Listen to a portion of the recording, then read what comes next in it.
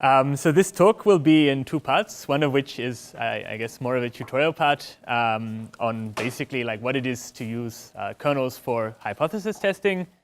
And the second part will be an experimental part on a NIPS paper that I did this year, which is the first time that I've spoken about that material, so it might not make sense. So please ask me lots of questions, particularly in the second part.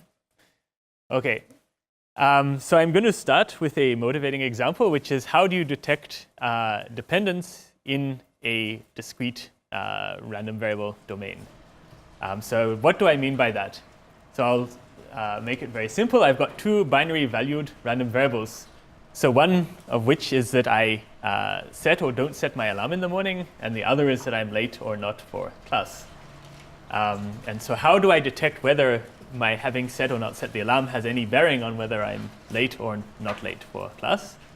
Well, so since we're all good frequenters here, we repeat the experiment many, many times, and we make a table of joint probabilities of setting the alarm and being on time and so on. So this is entirely fictional, of course.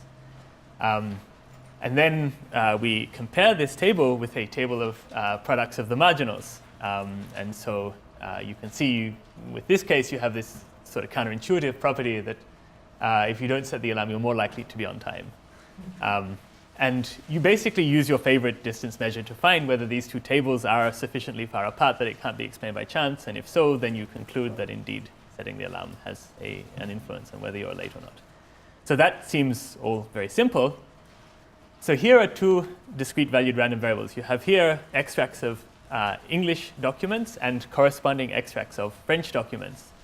And my question is now, how do I decide whether there exists a dependence between the English and French extracts? Because if so, then one set of extracts is a translation of another.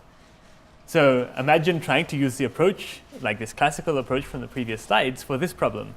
So I'd make a table like many kilometers long with every possible 5-line English document and the corresponding 5-line French documents, and I'd tick a box every time I saw a pair of them, and I'd probably need a lot of examples before I could conclude that there was any dependence. So obviously, the classic approach here is a bit of a dead end, and so we might want something else. So that is one motivating example. Here is another one. So in this case, rather than looking for dependence, I'm looking for similarities or differences in distributions. So since I'm at a neuroscience institute, I work a little bit with neuroscience data. What these traces are, basically local field potential. So this is sort of chatter of like a whole collection of small neurons. And the question that we're asking is, like, does that chatter change much when a large neuron makes a spike burst versus when it doesn't? Okay. So here, the samples that we see are length 100 time series of this sort of chatter of the little neurons. And I've plotted a bunch of them here when there is a spike burst and when there's not. And from this, I cannot see, from this plot at least, that they're different. So let's average now a few more. And here, with 50 samples, still at least visually, it's not easy to see. But now if we take 500 samples, now even visually, you can see that the average waveform in the presence of a spike burst is different to the average waveform when there is none. And so what we want to do is basically to find a way of saying, like, is the difference of the waveforms in the presence and absence of a spike burst large enough that it can't be explained by chance, so that we know for sure that the waveforms are different when neuron spikes. OK. So these are two motivating examples. So independence on one hand and comparing distributions on the other. So this is the first part. Will be basically talking about how I'm going to solve these two problems. So both of these problems require you to have a distance between probability distributions. And this distance is going to be the maximum mean discrepancy in this talk. So it's a kernel distance. I'll give two different intuitions for what that is. So one is that you're looking for differences in expected features of the distributions. So you can imagine like the variance is a feature of a probability, or the kurtosis, or something like that. So that's quite a sort of well-known and classical thing. The other approach that I'll be talking about is interpreting this distance in terms of a function that witnesses differences in distributions. And this, at least from this short description, might not make sense, but I'll describe what that is. And I'll show that because I'm using kernels, these are actually both the same thing. Okay? And then the dependence detection problem is just a specific problem within this, using this metric, where my first distribution is just the joint, and my second is the product of the marginals. So I'm looking for the distance between the joint distribution and the product of the marginals. If this is large, then the variables are dependent. Okay, the experimental part of the talk, all of these distances are kernel distances, so they depend on a kernel. And very often when I spoke in the past, I got the question of like, well, you've now defined 10 million different distances on your 10 million different kernels, which one do you use? And so I'm going to be talking about how to choose the best kernel. And then give some examples of where it might matter that you do choose the best kernel. Okay, so distances between distributions. So I'll start with just a simple example, which is the difference in expectations of features. So let's say I have two Gaussian random variables, and I want to say, like, are the means far enough apart that it can't be explained by chance? So you've got two Gaussians, you have samples from each, you get their means. Are these far apart? And so are the Gaussians different? So to do this, you would look up your standard textbook and you would run a t-test. Okay? So let's say now that you have two Gaussians with the same mean, but different variances. So here, of course, looking at the difference in the expected random variable, so the difference in the mean, is not going to help you. But what you can do is to look at the difference in the expectation of a nonlinear feature of the random variables. So when you've got two Gaussians with different variance, a very obvious nonlinear feature to use is just x squared. Okay? So now these are the probability density functions of the feature x squared, and the stems here are the expected values of that nonlinear feature, so the expected value of x squared. So here you can see that indeed the expected values of those features are different, even though the means are the same. And so you can use that as a basis to distinguish the distributions. So now let's continue along these lines. I've got now two random variables with the same mean and the same variance, but evidently they're different. One's Gauss and one's Laplace. So you can imagine continuing the same chain of reasoning and saying, well, what if I take the expectation of x cubed or sine x or log x or whatever? But the moment that you choose a specific feature, then you can also trick yourself by saying, well, here is a pair of distributions that feature will not distinguish. So reasoning along these lines leaves open the question of which feature to choose. Okay? So this is one approach, which I'm going to leave aside for a bit now. I'll now talk about a different intuition, like the second intuition, which is in terms of a witness function. So let's say that I've got samples from P and Q, which I've plotted. They're just one-dimensional samples here. And I ask you just visually, are these different? And you would say, well, yes, it's kind of clear. If I got these samples and I ask you if they were different, you would probably say, well, likely not. It's possible, because it's possible that, for instance, the red distribution has a lot of mass here and the blue one has a lot of mass there, and like there's some sort of interleaving of the two, but at least you would need to see a lot more samples before you could confidently say that these were different distributions. So I want to now capture this intuition. So what I'm going to do is to look for a smooth function which maximizes the difference in expectations under these two distributions. Okay, so this is why I call it the maximum mean discrepancy. I have some bag of smooth functions, and I'm looking for the function in that bag that pulls apart the expectation under P of that function and the expectation under Q of that function.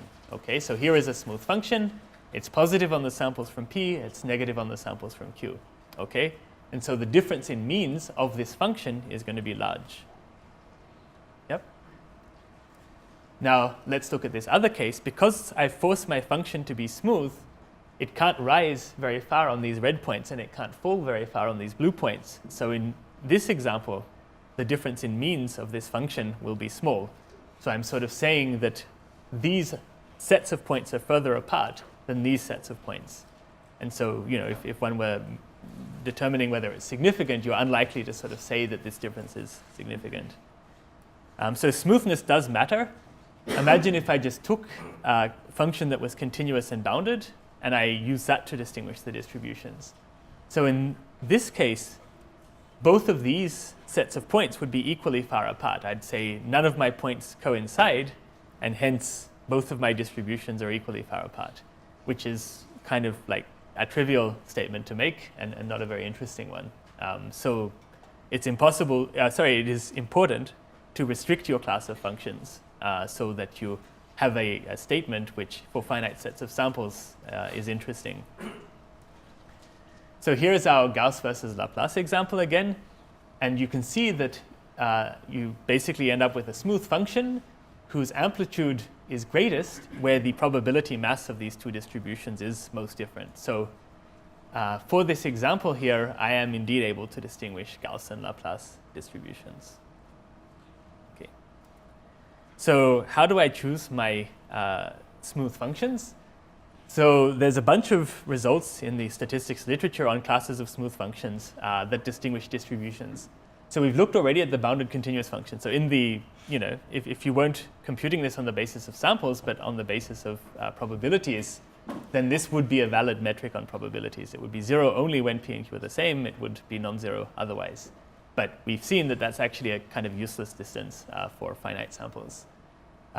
If you know about the Kolmogorov-Smirnov test, that is exactly one of these kinds of metrics, but with the functions of bounded variation 1 as your set of smooth functions. And in vision, you might have encountered like Earth movers distances, and so they're also an instance of this. Okay, so I will be using a different class of functions to these classical ones. So I'm going to be using something called a characteristic reproducing kernel Hilbert space. So the term characteristic I just used to mean that this distance here is 0 only when P and Q are the same. I will not talk about how to show what classes of kernels have this property, but it's enough for me to say that things like the Gaussian kernel and the Laplace kernel have that property. So if you use those kernels, then this distance will be 0 only when P and Q are the same, and it's a metric on probabilities.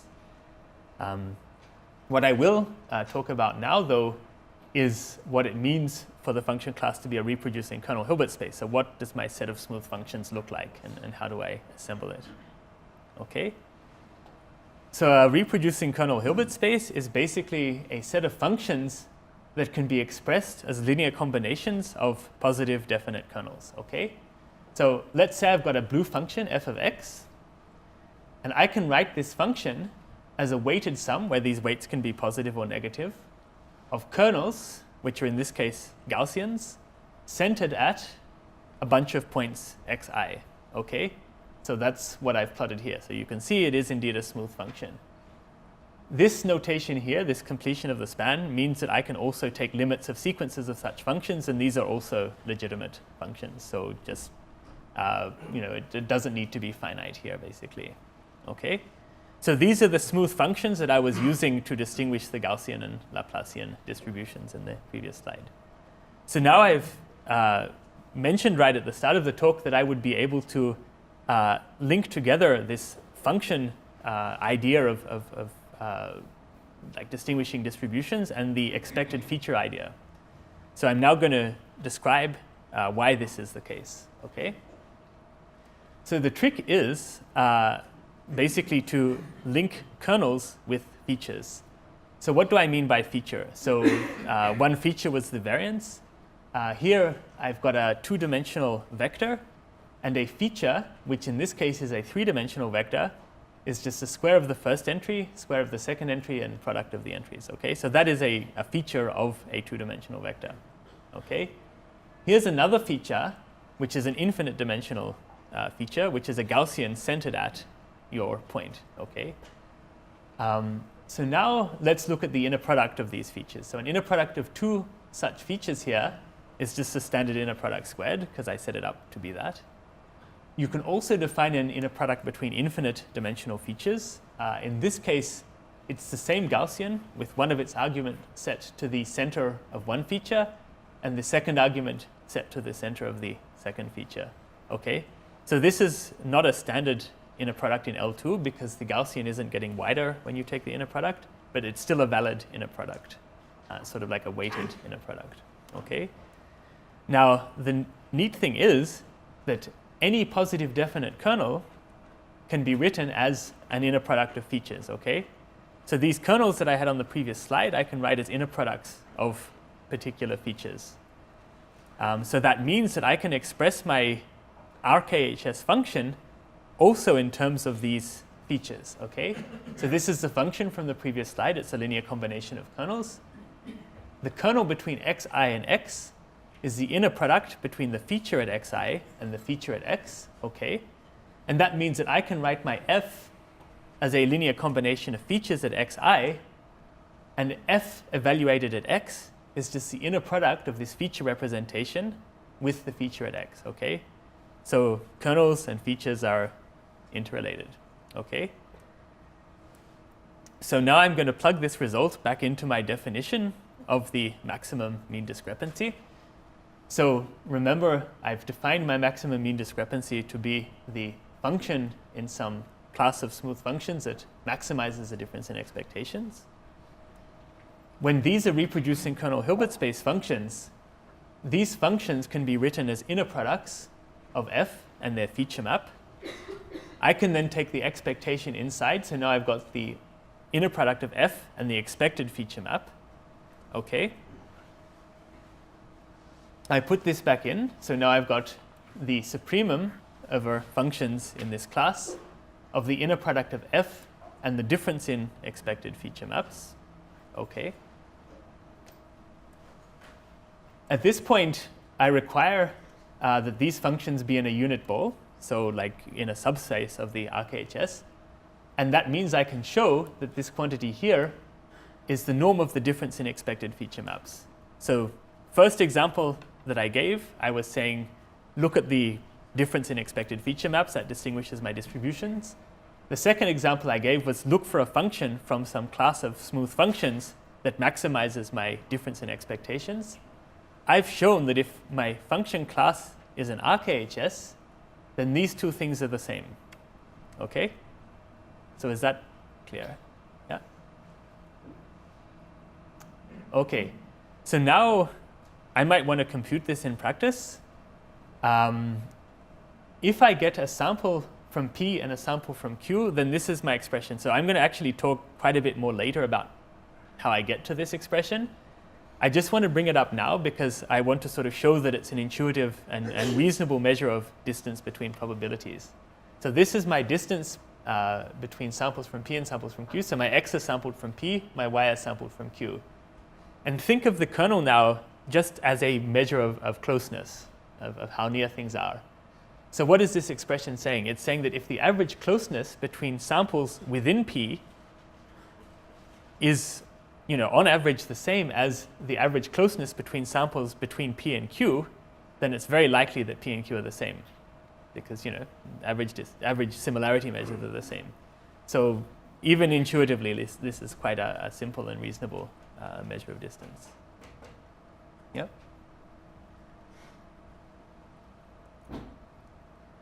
Okay, so having computed this quantity from samples, what I want to now determine is whether it's significant. So you've got a distance between probabilities.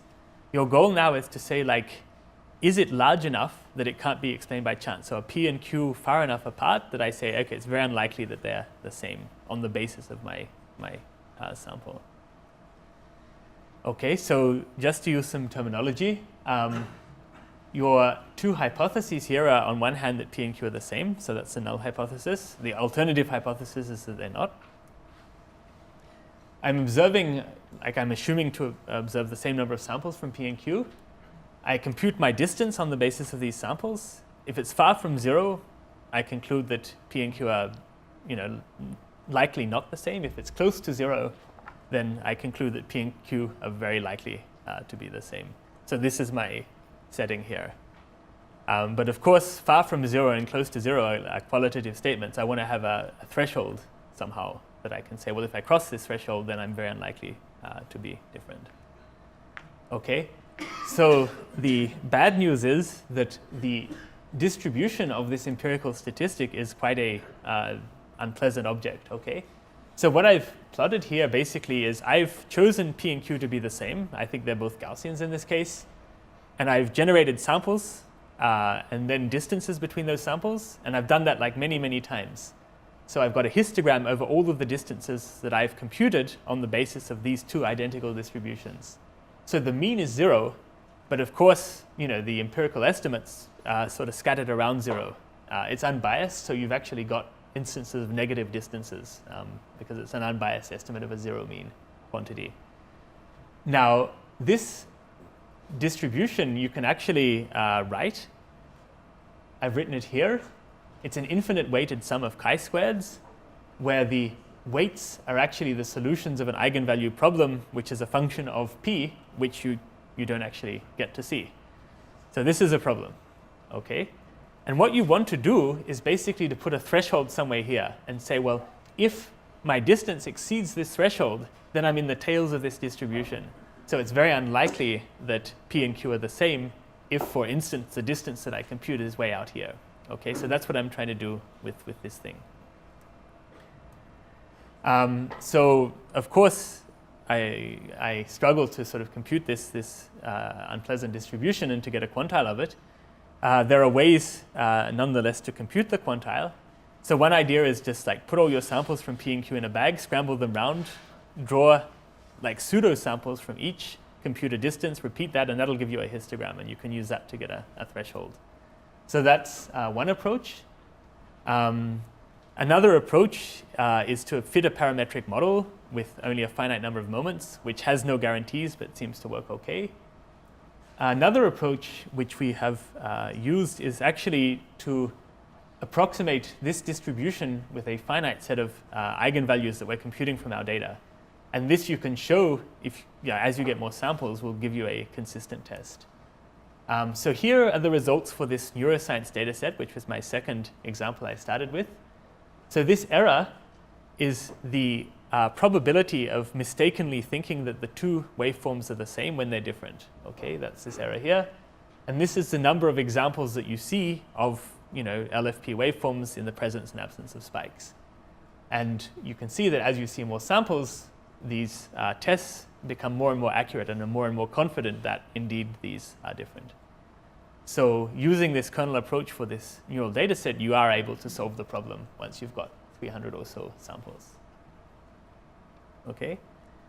So now I'll return to this independence example.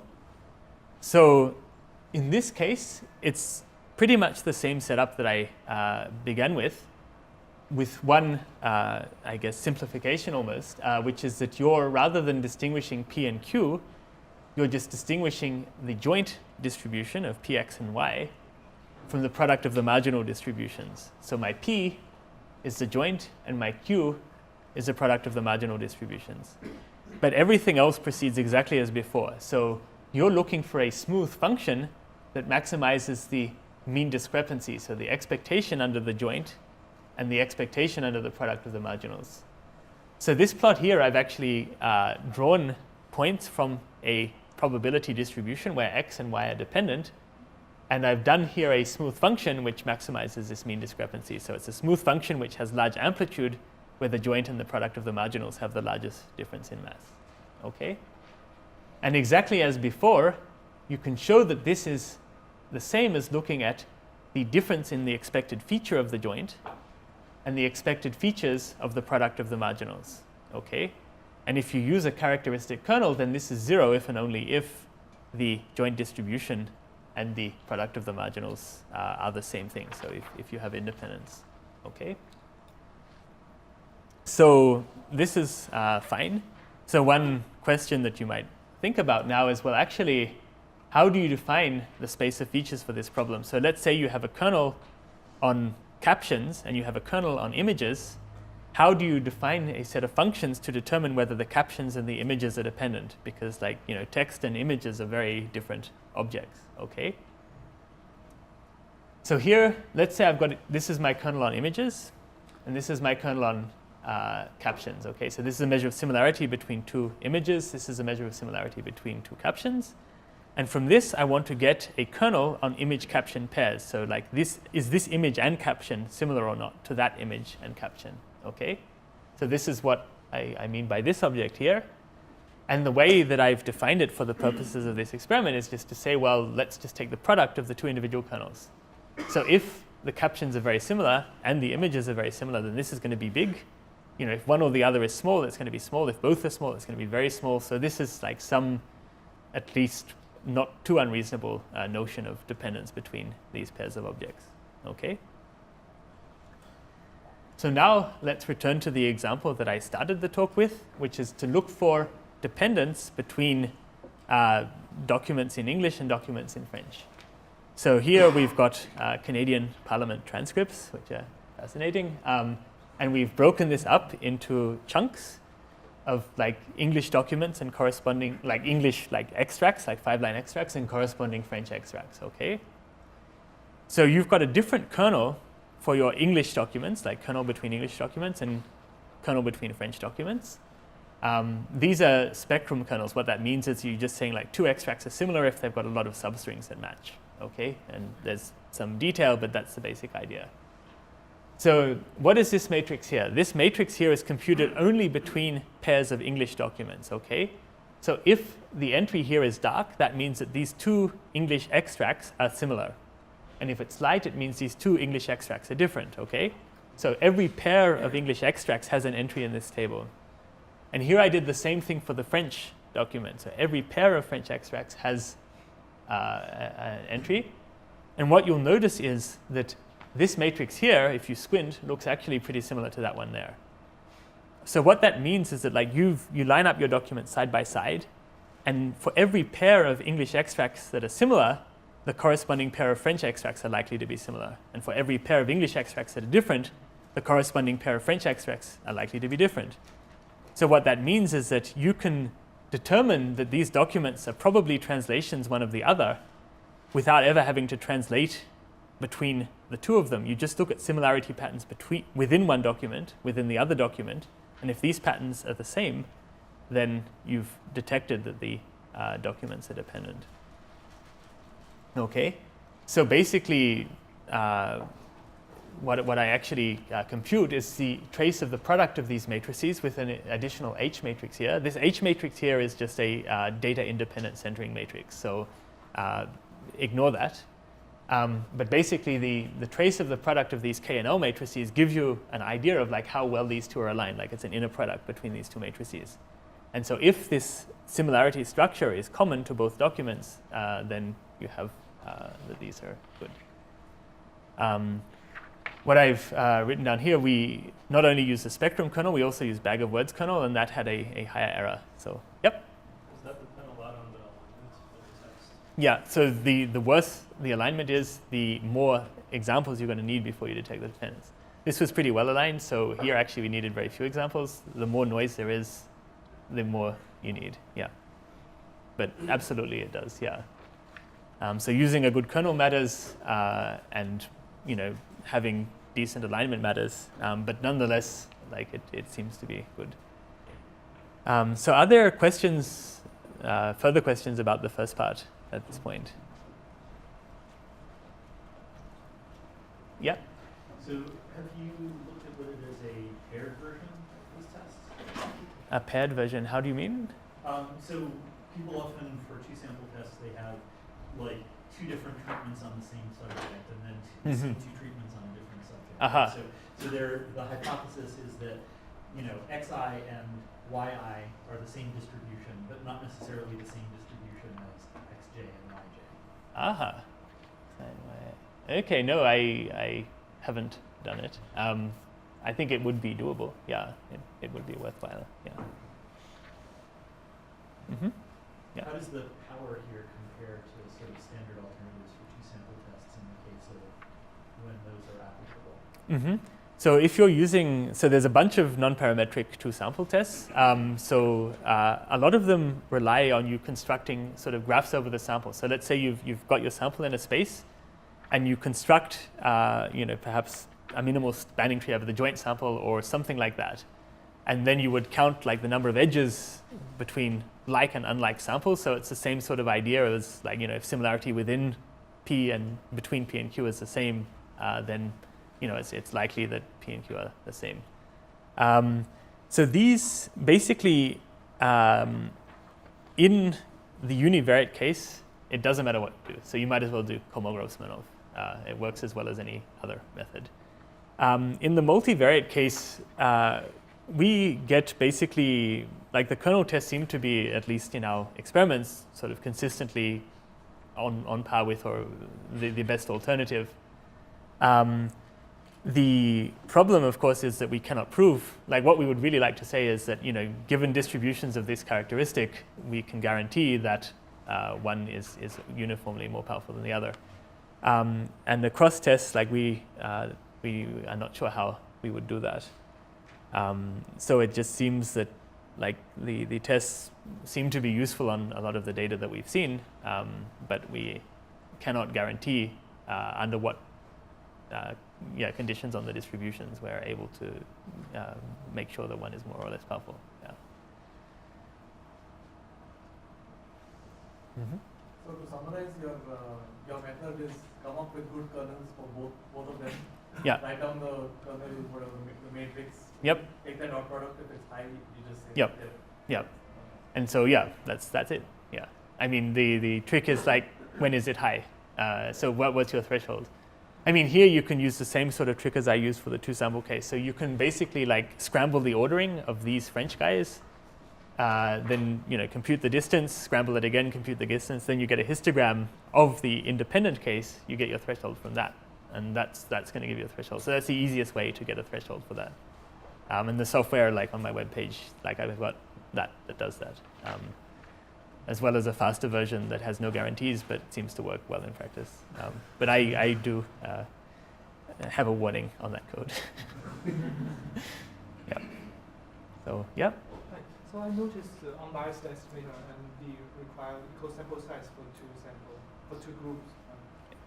Yeah. So if the number of samples of each is different, it's fine. I mean, I just did that to make the notation shorter. So if you look at the journal paper, I have different numbers of samples with P and Q. Yes, but the estimator for the MMD with different sample size. Yep. It's not unbiased. It is unbiased. Yeah. If you actually this hopefully I will show you actually shortly why it's unbiased. But it doesn't matter if the number of samples from P and Q are different. Like you can write an unbiased expression for that. Let me I will show you now because that's the next part of the talk. Basically, so here is my expression for this. So this is, I sort of promised earlier that I would talk more about how I get my finite sample estimate. So this is what I'm going to talk about now. So here is my distance. It's the norm of the difference in feature means under P and Q squared. Now I can expand this out in terms of kernels. So this is my average, within sample similarity with P and with Q, and then this is the cross sample similarity. But now I've done all population versions of these, okay? Now I'm just going to look at this term here. And let's say I've got an M sample from P. Then an empirical estimate of just this term here, which is unbiased, is this thing here. So basically what you're doing, since each of these x's, I sort of jumped the gun, sorry. So what this notation here means is that x and x dash are independent, but with the same distribution P. I should have said that, okay? Now, these are all IID. So how do I get an unbiased estimate of the expectation of a function of two independent variables with the same distribution? I just take the sum over all pairs of mismatching indices. So x1, x2, x1, x3, x1, x4, but never x1, x1, or x2, x2. Because when you take the expectation of this quantity, you're going to get back exactly this thing here, okay? So this is an unbiased estimate of this. You can do the same for this. This one is easy to get an unbiased estimate of because the samples from P and Q are independent. And then you have a sum of 3 unbiased terms, which is unbiased. So is that, yeah? Good. Yep. I mean, does it matter that this is an unbiased estimate for MMD squared and not for MMD? No, because my test, the null distribution that I plotted was the null distribution for the squared one. So the squared one, yeah, you can write it either as, well, if the number of samples are the same, it's a U statistic. If the number of samples are different, it's the sum of two U statistics and a average. And so you have asymptotic distributions for U statistics. Yep. I was wondering whether you have finite sample analysis for this actually. So because I think that could be much easier in this case than for instance information divergence to find actually some bounds over this. Yeah, we have finite sample bounds for this using like the usual symmetrization McDiarmid stuff. Yeah, so that's in the paper. Yeah. If you use them to get test thresholds, by the way, not a good idea. It doesn't work. But you can still, because it's basically too conservative. But you can get, I mean, the rates are the rates you would expect, the 1 on root n. Yeah. What do you do for dependence estimation when you make independent samples in P and Q, but you just have the samples from the joint distribution and you need samples from the product of the... Yeah, so then basically these sums just get a lot messier and have more terms in them. Because you're basically like, the joint distribution is easy, you just take the mean, but then for the product of the marginals, you basically like take an average over all mismatched x and y, so to speak. So you have x and y in pairs, and you just take the sum over all x and y's with mismatching indices, which is a way of like breaking the dependence. And then you're back to... So you don't split the samples? No, you don't do that. Or you split it at a very fine granularity, because you're just saying, taking an average over all x and y's with mismatched indices, hence independent. Yeah, but same principle. Yeah. Okay, so this is the minimum variance unbiased estimate of this, so it's a good thing to use. Let's now think about using something worse than it. So here I have another unbiased estimate of the same quantity, okay, where I've done something very like crude. What I've done is I've taken my sample and I've just said, well, let's take the average over m on two terms, where the first term is x1, x2, the next term is x3, x4. So if you take the expectation of each of these terms, you're still going to get an unbiased estimate of this, okay? Of course, the number of terms in this sum is much, much less, so the variance will be much, much higher. Nonetheless, this is a linear time estimate of this same quantity, which you can compute without ever having to store the sample in memory, because you can just get it as a stream and take a running average, okay? So these are two different empirical estimates, one of which is expensive, has minimum variance, one of which is cheap, has larger variance, and can be computed without storing things in memory. I'm going to now condense my notation a bit. So remember that the MMD was the expectation of something like this: k of x and a copy, k of y and a copy, because average within sample similarity and then average cross sample similarity. Okay, so I'm going to write my MMD squared as this quantity here, where I've included now the dependence on the kernel, because I'm now talking about how to optimize the kernel, so I have to keep track of that. This MMD is the expectation of this quantity here, which is a function of 4 variables, x in its copy, y in its copy. And then this is this sort of sum of kernels that we see inside that expectation, okay? So I've just like written h as my thing inside the expectation and eta as my maximum mean discrepancy, okay? And I've got a single random variable now, which is just a vector concatenating all of these x's and y's, so just putting everything in that bucket. Okay, so let's see what our linear time estimate looks like when we're using this concise notation. Basically what it is it's an average over m on 2 independent random variables, where each of these variables is this kxx, kyy, blah, blah, blah. And then these arguments of the h are these vectors of 4 terms, xi plus 1, yi plus 1, okay? So what you can see here is that this is just an average of m on 2 independent terms, okay? So why might one want to or not want to use this very crude statistic?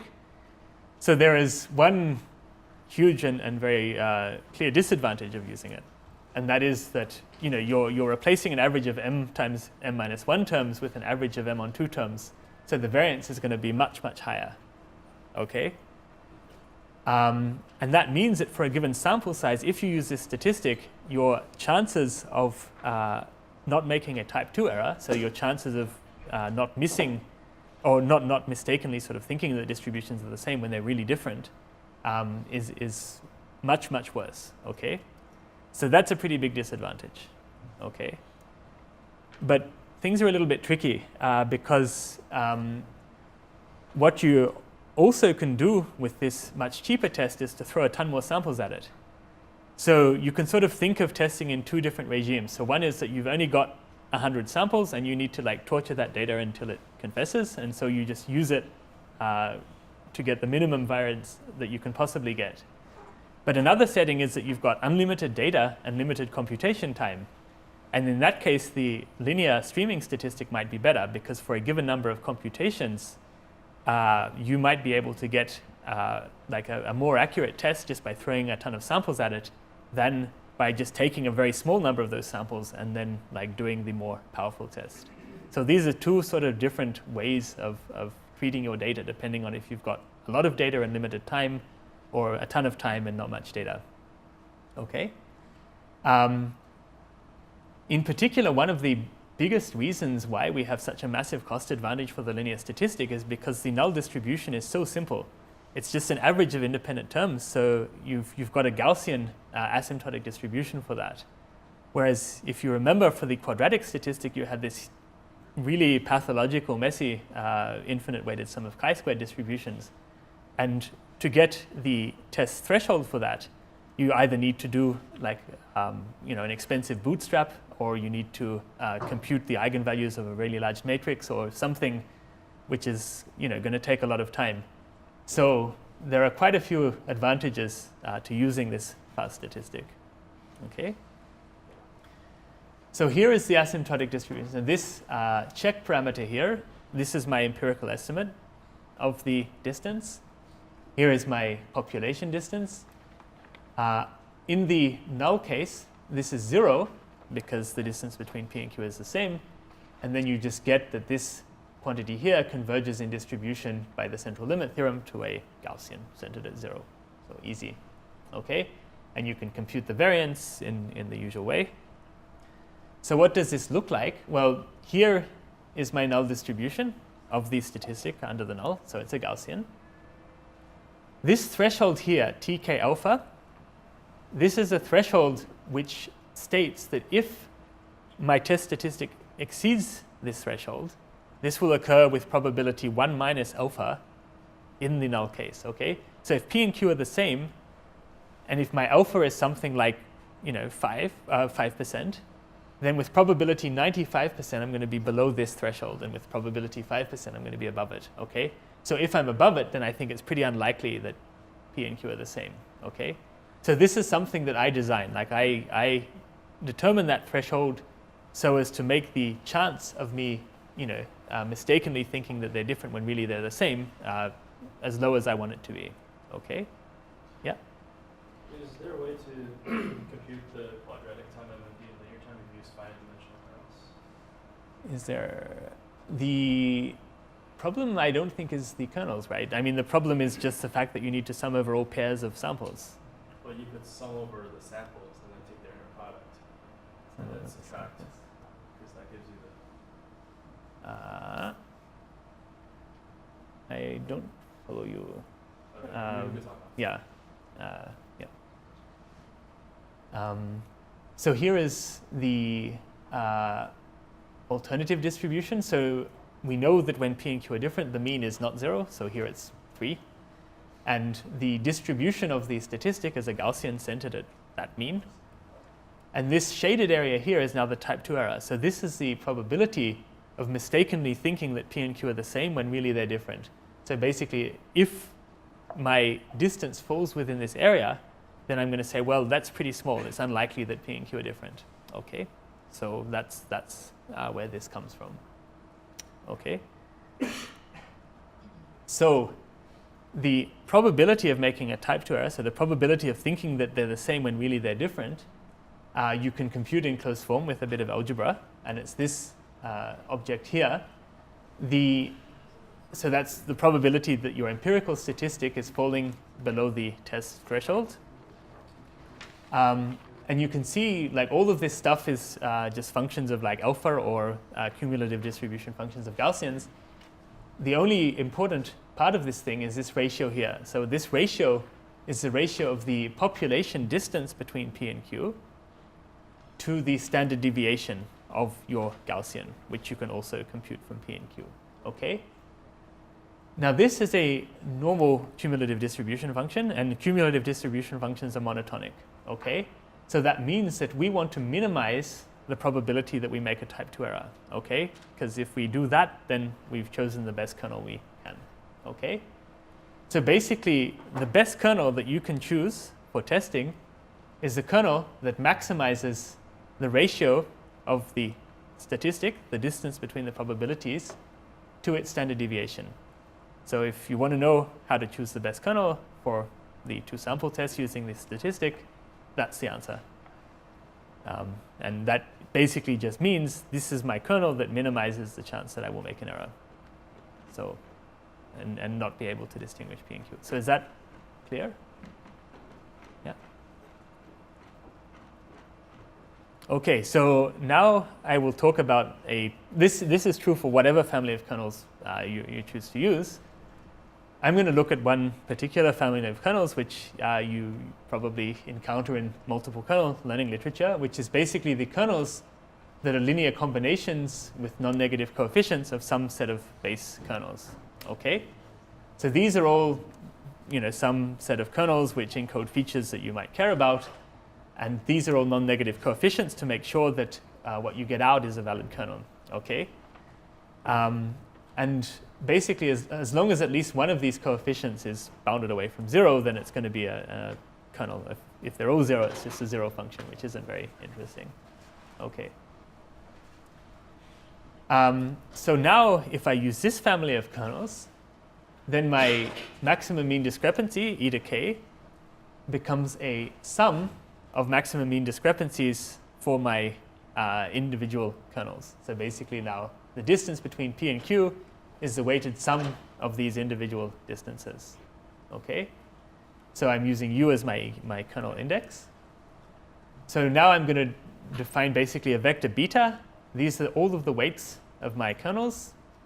This vector H is a vector of these functions whose expectations are the maximum mean discrepancies, or the squared maximum mean discrepancies. And then this eta is just the expectation of this H. Okay? So basically, the maximum mean discrepancy between P and Q is the expectation of the linear combination of maximum mean discrepancies for each kernel, which is just beta transpose times the maximum mean discrepancy. And then the variance is just beta transpose times the covariance of this H thing here times beta. And both of these statistics can be computed in linear time in a streaming way. So you don't have to store the sample in memory. It's computable in ON and so on. Okay? So this is my statistic. And what I want to do now is to find a way to choose the beta to maximize the ratio of the distance to the standard deviation. Okay? So here is, let's say that I've computed eta from a sample and the standard deviation from a sample. I'm using different notation here because I want to distinguish the sample that I'm using to learn my kernel from the sample that I'm going to use to test the hypothesis of whether the P and Q are the same. Now, the reason I have to do that is because if I didn't, then I would have a very complicated statistic. So you'd have a kernel distance between distributions where the kernel itself was a function of the samples that you're comparing. And you'd be trying to find the asymptotics of this like very complicated interacting system of kernels whose bandwidth depends on the sample, which is then used to compute, etc. So we avoid all that and take the easy way out and just say, well, let's leave aside some of our sample for training. We use that to compute the best kernel. We then use the rest for the test. So in a sort of supervised hypothesis testing setting. Okay. So that's the reason I'm using notation hat for the training and notation check for the quantities I'm actually using in the test. Okay. So now my goal is to choose the set of coefficients that maximize the ratio of the distance between P and Q to the standard deviation. Now let's say I'm computing these quantities by samples. So now I'm putting in my vector of sample computed maximum mean discrepancies and putting my matrix of sample computed covariances between these H's. I'm going to call this quantity here alpha, and I want to find the beta that makes this as large as possible. Okay? So this is a little bit messy because it's like a ratio of something to the square root of something. It turns out actually that it's very easy to do.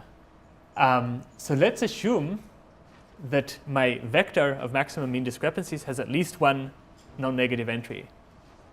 So that means that there must exist a beta for which the ratio of MMD to standard deviation is positive. So that means that the best possible beta has to be positive, which means that we can now solve an easier problem just by squaring this. And the maximum of that squared quantity will be the same as the maximum of our original quantity. Okay? And the moment you do that, you have a quadratic program, and it's all easy. Okay? What if this has no positive entries?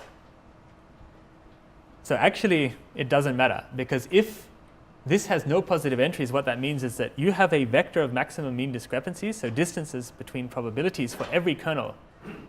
And remember that this is an unbiased estimate of the real distance between probabilities. So if all of them are negative, that means that all of the true distances are so small that they're like basically clustered around 0.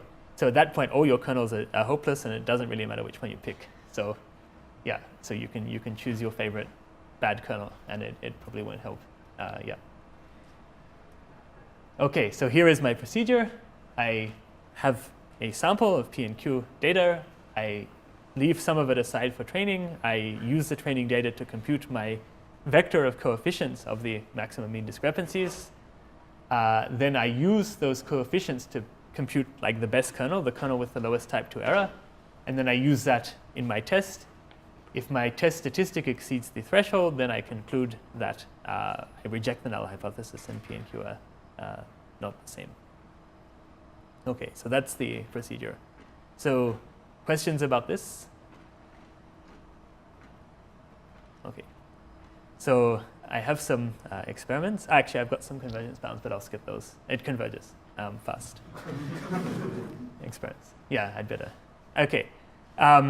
So basically, we compared with a whole bunch of approaches. So the obvious one is the median heuristic, which is the answer that I gave for the last 5 years when people ask me which kernel to choose.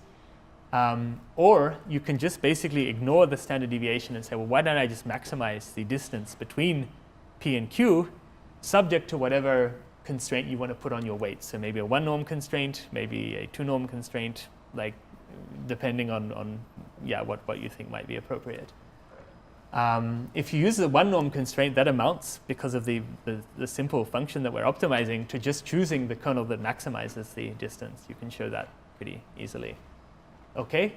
As well as looking for the coefficients that maximize this ratio, I can also look for a single kernel, like of my family of kernels, that maximizes this ratio. So rather than looking for a linear combination of kernels, I just choose my one best kernel. And that might also be a good idea, and it means you skip the quadratic program. Okay? So one of the hardest things we found when we wrote this paper is to try and find data on which it actually helps to use a good kernel. Because as often as not, it's very hard to beat the median heuristic. So if I just ran it on the data that I was using for my other experiments, I was getting pretty much the same curves as with the median. So where the problem becomes difficult is basically where the sort of length scales of the data and the length scales over which P and Q differ are not the same. So our example of such a distribution, like a toy example, is this blobs data set, where you've got like a grid of blobs, Gaussian blobs, and a grid of blobs with the same spacing, but now with a bit of skewness, okay? And we're basically trying to test whether these two distributions are the same or not, okay? And this at this point, it really does start to matter which kernel you choose, okay? So just to give you some terminology in this graph, so this is a type 2 error, so smaller is better. This ratio here is basically like how skewed the blobs become. So as the ratio gets larger, the problem gets easier because the blobs are more and more asymmetric, okay? So there is a bewildering array of lines here. These lines here are the ones where you're optimizing the ratio of the maximum mean discrepancy to the standard deviation. So one of them is where you just you take the kernel that has the largest one. The other is where you take the linear combination. Here they're indistinguishable, and you can see that actually this approach does better than any of the competing approaches on this problem. These three approaches are different flavors of just maximizing the statistic and ignoring the standard deviation. And they're all doing worse. This is the L2 one. This is the L1 one, so just a single kernel that maximizes the mean discrepancy. This is a sort of cross-validation approach where you basically, rather than just maximizing the MMD, you take your training data and you split it into folds, and then you compute your witness function on part of it, compute the distance on the other part. So it's like a cross-validation type approach. And it is more stable than just choosing the one to maximize the MMD on the training set, but it's still not as good. And then here's the median heuristic, which is awful. So yeah. So you might think from this plot, well, actually, why does it even matter to find a linear combination of kernels when I could just choose the single best kernel? So this next is a very, very simple experiment to show that that's not a good idea. So let's say that you have a different kernel for each dimension. So you're in RD, you have a kernel on each of the coordinate axes. And you're then trying to use those kernels to distinguish these two distributions. So P is just a Gaussian, and Q is a Gaussian with a mean shifted along one axis with probability 0.5 and along the other axis with probability 0.5. So ideally, you would want to have two kernels here because, if you have a kernel on this axis and a kernel on that axis, then you're going to have a more powerful test. So it's kind of an obvious thing. Here, what we're doing is we're filling additional dimensions with noise to make the problem harder and harder. Here's the type 2 error. So these are two flavors of linear combinations of kernels. One is using L2, one is using the ratio, the optimum kernel choice. And then these are the ones that choose a single best kernel, either via maximizing the MMD or via maximizing the ratio. So very obviously, these methods have a much lower error because they can choose, with 50-50 weight, the two best kernels rather than having to pick just one. So, again, it's quite clear.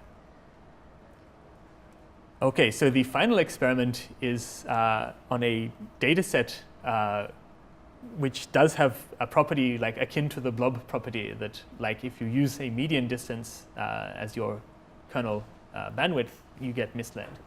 Okay, so these are basically testing whether amplitude modulated signals are different. So what's an amplitude modulated signal? So what you have here is basically some very high frequency sinusoid, and then you perturb this with a low frequency signal, which is, for instance, an audio signal. So this is a sort of very crude and simple way of transmitting audio. And so what we've done is we've taken two songs from a band. We've used these songs to amplitude modulate some sinusoids. Then we've chopped up these amplitude modulated sinusoids, and we're then saying, can we distinguish the samples from one song from the samples of another?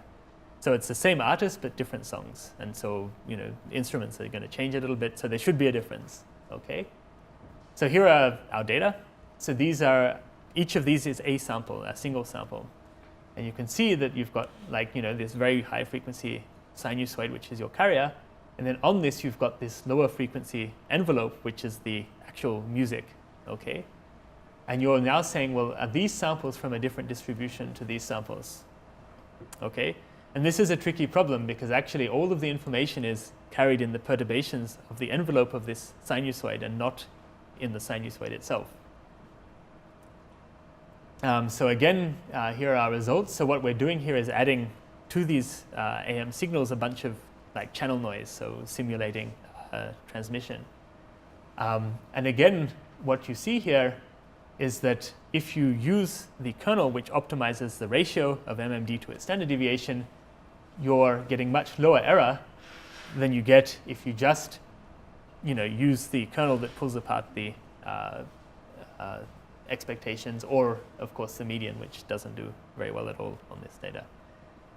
Okay. So yeah, in conclusion, basically, like, if your goal is to choose the kernel that optimizes the distinguishability of distributions, then it's clear how to do it. You just look for the kernel that minimizes the type 2 error, and we know exactly what that kernel will be, and we can compute it. It is like reasonably subtle to find data on which choosing a good kernel matters, but you've seen some examples. What we're doing at the moment, like I talked about how tricky the null distribution was for the quadratic time statistic, but nonetheless, I think we have a proof of concept for a way to choose the best kernel for that, and it seems to work.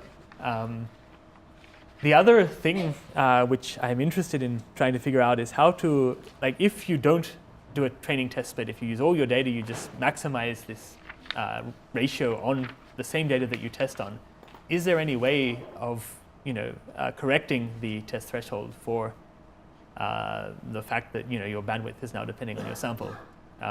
So that's something I want to think about.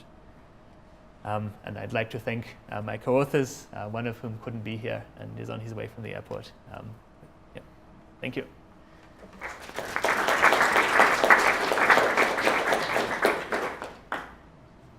So, any questions or? Yep. So the size of the kernel space should also matter over which you're searching. I believe both computationally and statistically. Mm-hmm. So when the number of kernels that you use, because you've got a quadratic program, obviously if you've got 1 million kernels, that's in a million by million. So absolutely it matters. I expect also statistically it will matter, because you're going to be more likely by chance, you've got a small amount of data, you've got a ton of kernels. By chance you may find a kernel that's completely hopeless. And yeah, so. Does that show up in your bounds? Is there trade-offs in how many you should use? Let's see. So it should do. Let's have a look. Let's see. I haven't put the detail. Okay, I'm pretty sure it does. I mean, it has to. I should have. Actually, that's a good point. I will figure out what that is and put it in, because you're right. Like it has to suffer for that. Yeah. So.